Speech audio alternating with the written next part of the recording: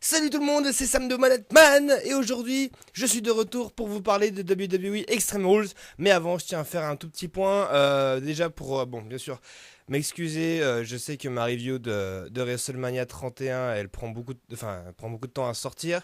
Je vais vous expliquer un petit peu ce qui s'est passé. Si j'en ai sorti que la moitié, c'est qu'en fait, voilà, mon ordi a tout simplement commencé à. Il a pas trop supporté parce que voilà, faut savoir que j'ai quand même 4 heures de vidéo à trier. Et du coup, j'ai fait ce que vous avez. Je l'avais complètement terminé la vidéo et en fait, à partir d'un moment, elle commençait à faire un petit peu ce qu'elle voulait. Et ce qui fait que je me suis retrouvé avec une vidéo condensée, mais d'un seul coup, elle durait 15 heures. Enfin bref, c'est un merdier pas possible. Donc du coup, ce que j'ai fait, c'est que j'ai coupé ce qui était propre et donc jusqu'au match des Divas, je crois. Et donc tout doucement, je vais rattaquer à faire la deuxième partie. Donc je préfère même pas vous dire quand est-ce que ça va sortir. Ça sortira quand ça sortira. Parce que voilà, j'ai beaucoup de travail aussi à côté. J'ai une vie privée qui commence à prendre un peu de place. Parce que je suis plus tout seul. Et puis voilà. Mais vous serez bien sûr tenu au courant. En tout cas, j'espère que cette première moitié vous plaît parce que le reste, c'est à peu près pareil. Et hésitez, voilà, si voilà, je sais jamais je le ferai.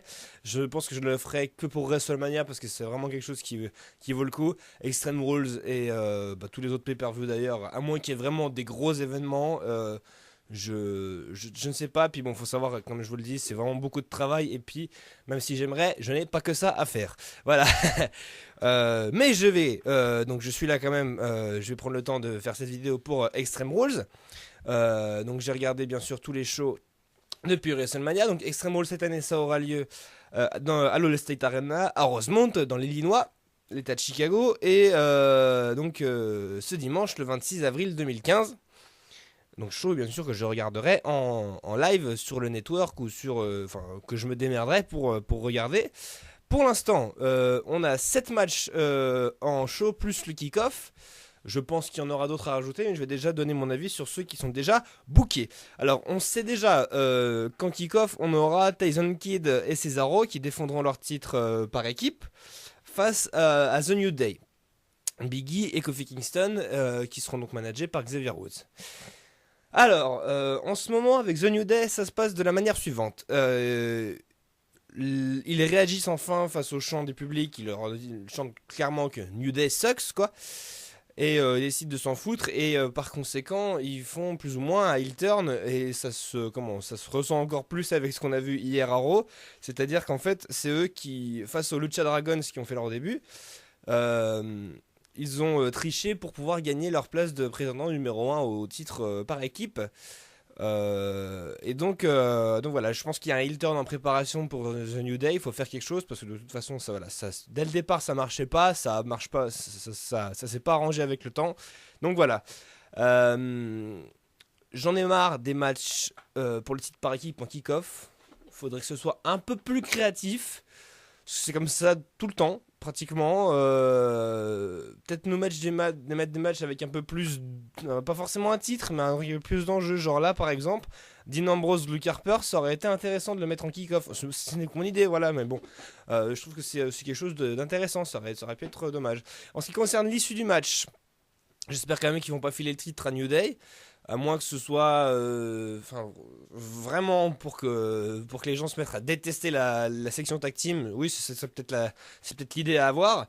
Non, je pense que Cesaro et Tyson Kidd font encore une bonne équipe, même si c'est vrai qu'on les a pas beaucoup vus ces derniers temps.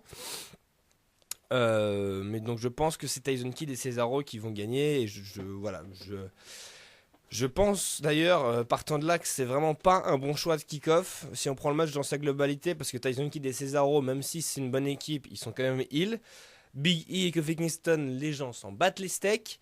Donc ce kick-off va intéresser littéralement personne. Moi je m'en fous d'ailleurs. Enfin, je regarderai quand même pour Tyson Kidd et Cesaro pour voir ce qu'ils sont capables de faire. Même si c'est vrai qu'on a des performeurs qui peuvent être pas trop mauvais sur le ring, mais niveau attraction, niveau attirance, il y a zéro quoi, à peu près que dalle.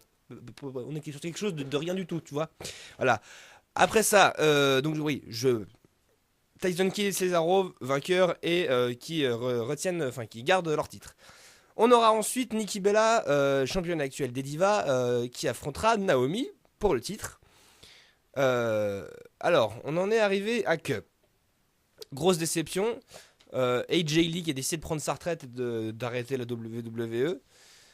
C'est quelque chose c'est pas quelque chose qui me dérange, c'est quelque chose qui me fait clairement chier.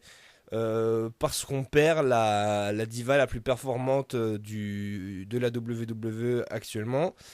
Et c'était elle qui portait la division sur ses épaules avec Paige. Paige qui du coup est blessée, donc du coup on n'est pas de la merde. Voilà, Paige avait donc gagné une Battle Royale pour affronter Nikki Bella à Extreme Rules. Après quoi Naomi a décidé qu'elle n'était pas d'accord et elle a attaqué Paige, faisant ainsi un heel turn. Et en fait, alors je sais pas si c'est volontaire ou involontaire, je pense que c'est. Enfin, j'en sais rien. Paige a donc été blessée, donc elle est absente, et elle a pris la. Et donc du coup, c'est Naomi qui a pris sa place de challengeuse numéro 1. Alors, du coup, on peut se dire, soit c'est du scénarisé, et dans le cas présent, je pense que ce sera Naomi qui gagnera face à Nikki Bella et Paige qui reviendra après pour avoir sa revanche, et ainsi de suite, donc comme ça. Soit c'est vraiment pas fait exprès. Dans le cas présent, Paige est vraiment blessée, et là je pense pas que ce soit. Je pense que Nikki gardera son titre quand même. Voilà, même si j'en ai marre d'avoir dit le titre autour des hanches de Nikki, je ne le vois pas plus autour des hanches de Naomi parce que voilà, en heel, elle a encore beaucoup de choses à faire avant d'être convaincante. Et je sais pas si lui donner le titre des divas tout de suite, ça l'aidera. Je pense non plus d'ailleurs que AJ, elle a pas réussi à récupérer le titre face à Nikki Bella. Paige non plus, mais alors Naomi, Naomi oui quoi, non? Non, Naomi elle y arrivera pas, je suis désolé. Si on en suit la logique des choses, je vois pas pourquoi Naomi serait plus forte que Nikki Bella. Donc voilà, deuxième match où il y a deux heels qui s'affrontent. Déjà la division Diva elle a pas grand intérêt pour la majeure partie des gens, mais avec un match comme ça, c'est pareil quoi, c'est encore pire. C'est encore pire. Moi, voilà, à moins que Naomi gagnerait pour confirmer son heel turn, bon, je me contredis un petit peu, il y a de quoi débattre, mais moi je pense qu'il y a plus d'arguments pour la victoire de Nikki Bella et sa rétention du titre. Après ça, on va avoir droit à Dolph Ziggler qui affrontera on va avoir droit à Dolph Ziggler qui affrontera une superstar dont je suis content qu'elle soit de retour. Je parle de Sheamus. Dans un match, Kiss Me Arse match. Donc un match où tu me... un bisou sur les fesses, voilà. Bon, Sheamus de retour en heel. Oui, ça fait des mois que j'ai envie que Sheamus revienne en heel. Je ne suis juste pas d'accord avec cette coupe de cheveux et cette barbe. C'est pas possible. Mais il de retour en heel, c'est le point positif. Il a décidé de s'énerver sur Dolph Ziggler. Et donc du coup, les deux hommes vont pouvoir se mettre sur la tronche à Extreme Rules. Alors, s'il y a un truc que je suis pas d'accord, c'est cette stipulation. Elle est très conne. Voilà, Sheamus est de retour, il est là pour se battre, ça a toujours été son gimmick de combattant guerrier celte et tout ça, et il choisit un fais-moi un bisou sur les fesses. Gay. Donc non, ça ne va pas, ça colle pas. C'est Extreme Rules quoi. Tu fais pas des bisous sur les fesses à Extreme Rules. Je caricature beaucoup, mais je trouve que venant de la part de Sheamus et de Dolph Ziggler, on aurait pu avoir un match beaucoup plus intéressant. J'en sais rien, un match à échelle, à table, j'en sais foutre rien ou un false continuer. J'en ai aucune idée. Il y en a tellement des stipulations et ils ont choisi Kiss My Ass. Excuse-moi Lolo, hein. Je parle au chien, c'est normal. Parce que je fais beaucoup de bruit et lui il dort. Donc je suis pas spécialement pour cette stipulation, mais bon, tant pis. Je pense que Sheamus gagnera pour confirmer son retour, même s'il enchaîne les victoires et qu'il est là tous les shows pour dire qu'il est là. Je pense que voilà, il va avoir besoin de cette victoire en pay-per-view pour confirmer son retour et son heel turn. Bon, j'aurais aimé que ce soit sur quelqu'un d'autre que sur Dolph Ziggler parce qu'il n'est pas là pour ça. Dolph Ziggler, je pense qu'il peut avoir d'autres plans en tête. Donc voilà, je pense que Sheamus gagnera face à Dolph Ziggler. Après ça, je vais vous parler donc de Dean Ambrose qui affrontera Luke Harper dans un Chicago Street Fight. Donc Street Fight, c'est un match sans disqualification. Je crois qu'il n'y a même pas de décompte à l'extérieur. Donc du coup, ça se passe un petit peu comme tu veux. Je crois qu'il faut juste faire le tomber sur le ring. C'est la seule... c'est la seule condition, voilà. Donc, deux personnages à moitié cinglés. Logique qu'ils soient dans un pay-per-view tel que Extreme Rules. Je pense que c'est là, c'est un match qui est sans enjeu, à part se foutre sur la tronche. Et donc je pense que voilà, c'est Dean Ambrose, c'est pour ça c'est ce qui le caractérise, ce qu'il est à moitié cinglé, puis qu'il se tape un petit peu n'importe où, avec n'importe qui, avec n'importe quoi. Donc ce match est programmé donc au nom du divertissement, parce qu'en soi les mecs ils n'ont pas grand chose à voir l'un envers l'autre. Enfin si, je pense que voilà, si on recule un petit peu, c'est Luke Harper qui a fait une powerbomb sur Dean Ambrose à WrestleMania à travers l'échelle. C'est à partir de là que Dean Ambrose est revenu pour se venger. Mais c'est la seule chose qu'on a en fait, à part un affrontement à WrestleMania. Il n'y a pas vraiment grand chose en background de cette histoire entre Dean Ambrose et Luke Harper. Donc je pense qu'au nom du divertissement, je pense que ce sera Dean Ambrose qui gagnera. Parce qu'il devait être dans ce pay-per-view. Et s'il y est, je pense que ce sera pour gagner. Après, je vais vous parler de John Cena qui affrontera pour la 3e fois d'affilée Rusev.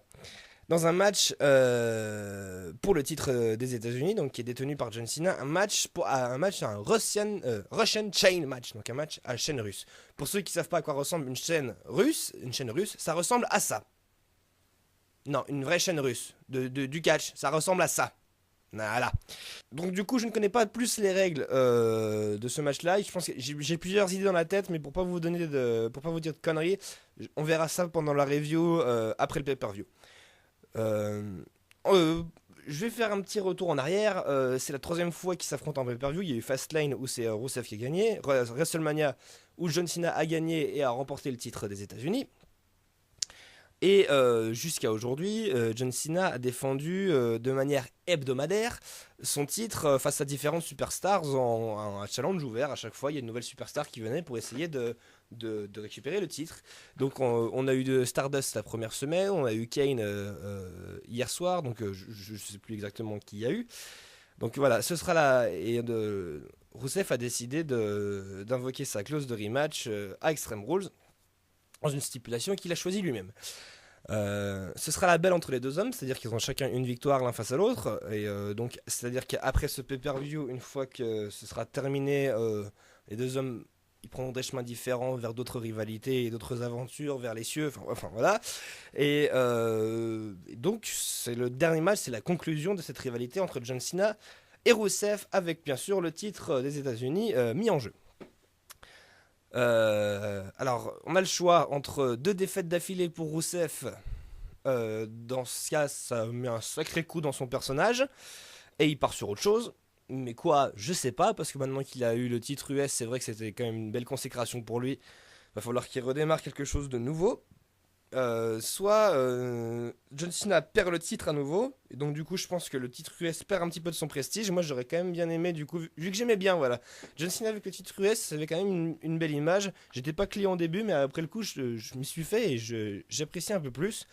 Et donc il a rapporté quand même beaucoup de prestige à ce titre, et puis l'idée de le défendre chaque semaine, bah, je trouve que c'est intéressant aussi, moi, c'est novateur et pourquoi pas. Donc je préférerais, choix de cœur, que ça continuerait. Que ça continue, pardon. Faut que je me mette à parler français, des fois ça pourrait aider. Donc voilà, il y a de quoi débattre sur les deux.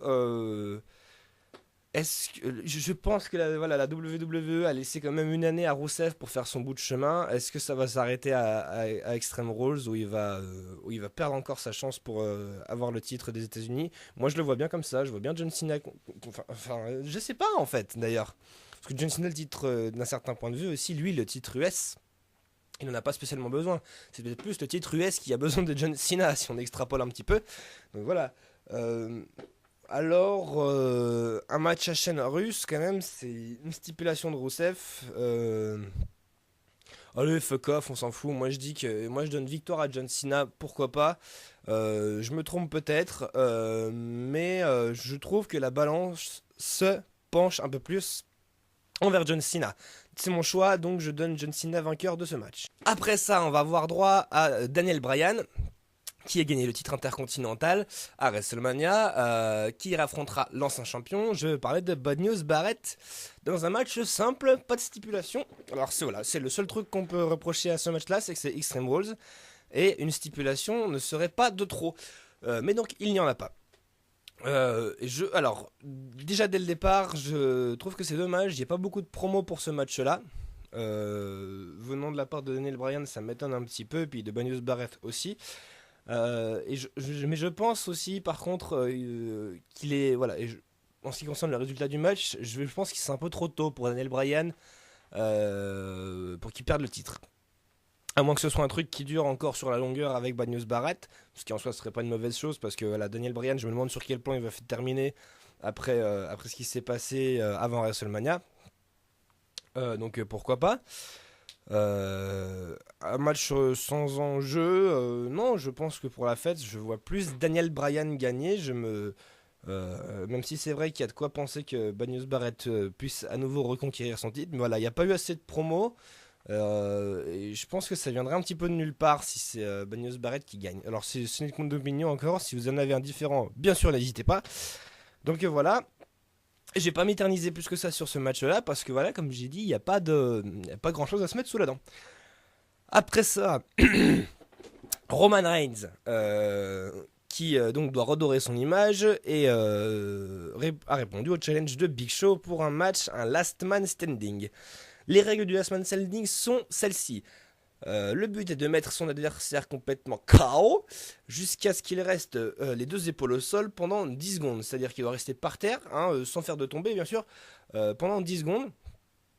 Le dernier match Last Man Standing qu'on a eu, c'était entre Bray Wyatt et John Cena à TLC, si je ne dis pas de conneries.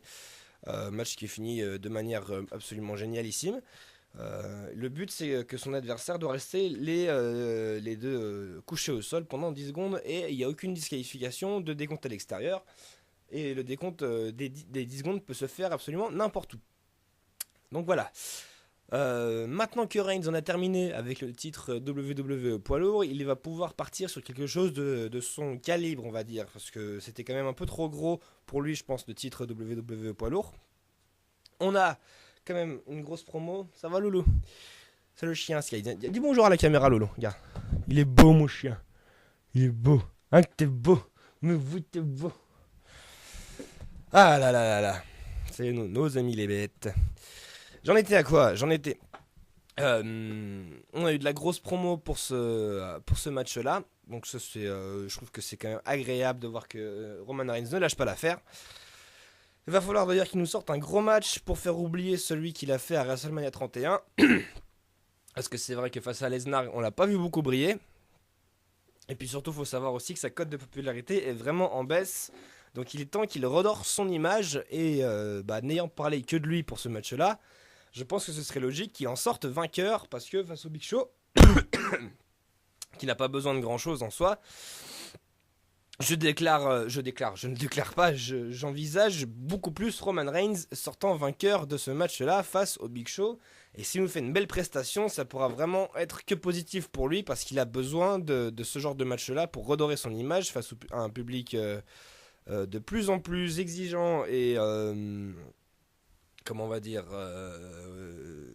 de plus en plus exigeant avec lui.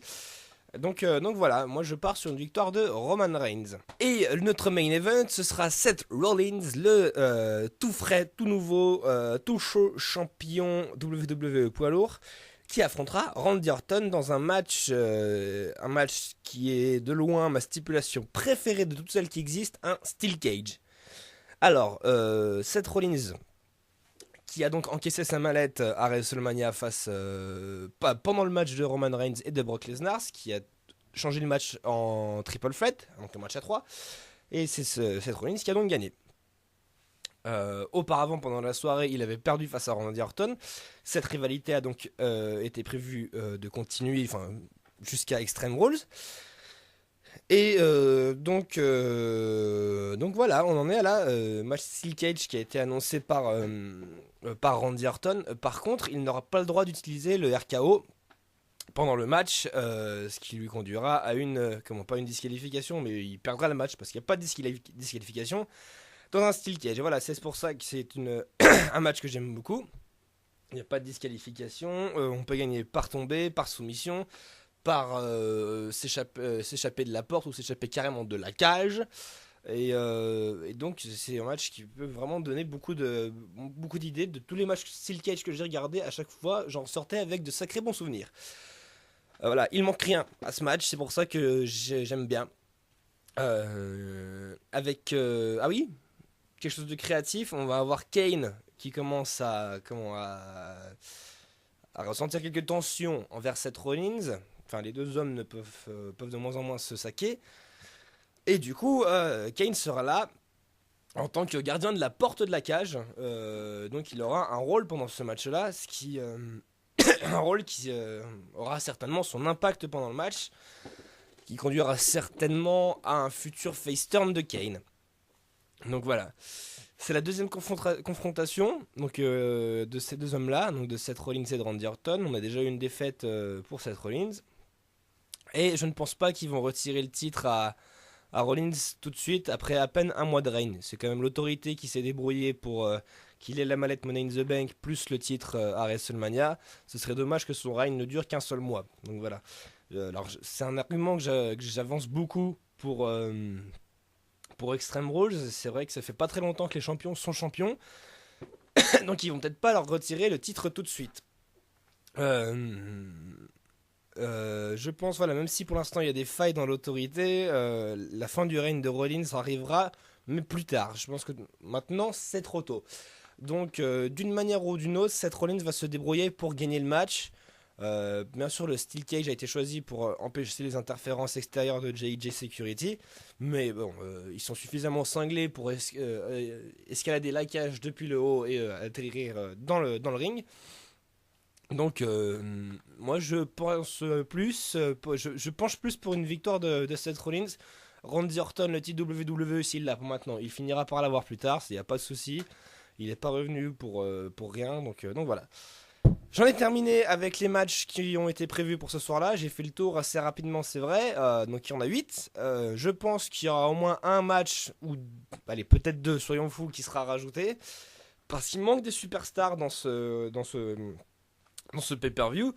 Bray Wyatt par exemple, qui après sa défaite face à l'Undertaker a décidé de refaire des promos vidéo pour comment il s'adresse à quelqu'un. On sait toujours pas qui. Donc peut-être qu'on aura une réponse pendant le show, hein, comme il l'avait fait à Fastlane. Le Miz et Damian Sandow, parce qu'il ne s'appelle plus Damian Mizdow, qui ne sont pas qui s'affrontent de manière régulière depuis WrestleMania. D'ailleurs à lundi au passage ils se sont affrontés pour savoir qui est-ce qui garderait donc le manteau, la lunette de soleil, le gimmick Miz quoi si vous voulez. Et donc à cause de Summer Rae qui a trahi Damian Sandow, le Miz est gagné, donc du coup Damian s'appelle Damian Sandow maintenant, il est de retour avec son personnage. Mais je pense que voilà, ce serait dommage d'en terminer là comme ça avec le Miz parce qu'on a attendu ça depuis tellement des mois que ce serait vraiment trop peu. Et je pense qu'en tant que fan, on mérite un peu plus. Qu'est-ce qu'il y a d'autre? Bon, Brock Lesnar, il a été suspendu par Stephanie McMahon parce que il n'a pas eu son rematch et pour le titre WWE poids lourd, il s'est mis à attaquer les caméramans. C'est Stephanie qui l'a suspendu. Adrian Neville, superstar de la NXT, donc qui s'appelle juste Neville, qui a fait ses débuts dans le roster principal et qui fait des plutôt bons débuts. De toute façon, voilà, c'est vrai que la WWE avait cette fâcheuse manie de flinguer les débuts des superstars venant de la NXT. Les derniers en date sont bien sûr The Ascension, mais Neville s'en sort pas trop mal, donc pourquoi pas lui filer un match pendant le show pour le divertissement, j'en sais rien, face à Adam Rose, une connerie comme ça, pourquoi pas. Donc à voir, je pense que on peut piocher dans ces superstars là pour qu'il se passe quelque chose en plus pendant Extreme Rules. Alors globalement l'événement, cette carte, elle donne pas trop mal envie on va dire, hein. Je pense qu'il y a la majeure partie des superstars qui sont dans le vent en ce moment qui sont dans ce show, à part celles bien sûr qui sont blessées, hein. Moi là il y a 2-3 matchs quand même qui me laisse un petit peu de marbre, donc je pense au match par équipe ou au match des divas, parce que bon, Nikki Bella, Naomi, ça n'a pas sa place dans un pay-per-view pour moi. Donc voilà, mais après, il y a moyen d'assister à un bel événement. Extreme Rules, c'est un pay-per-view que moi j'aime beaucoup, parce que j'adore les stipulations un petit peu plus bourrines. Donc voilà. Et ben j'en ai terminé pour Extreme Rules. Je vous tiendrai au courant dès que j'aurai des nouvelles et dès que j'avancerai un petit peu pour ma vidéo sur WrestleMania. En tout cas, en ce qui concerne cette vidéo, j'espère que vous l'avez appréciée. J'espère que vous allez laisser des commentaires, liker, partager la chaîne pour qu'on puisse communiquer et échanger des idées sur le catch en général, sur la WWE, sur ce pay-per-view, sur autre chose. Ensuite, voilà, on se quitte avec ma chanson du mois qui s'appelle Angels Don't Kill The Children of Bodom. Moi, je vous laisse, c'était Sam de One Man. À bientôt, les amis. À bientôt. Ciao, ciao, ciao.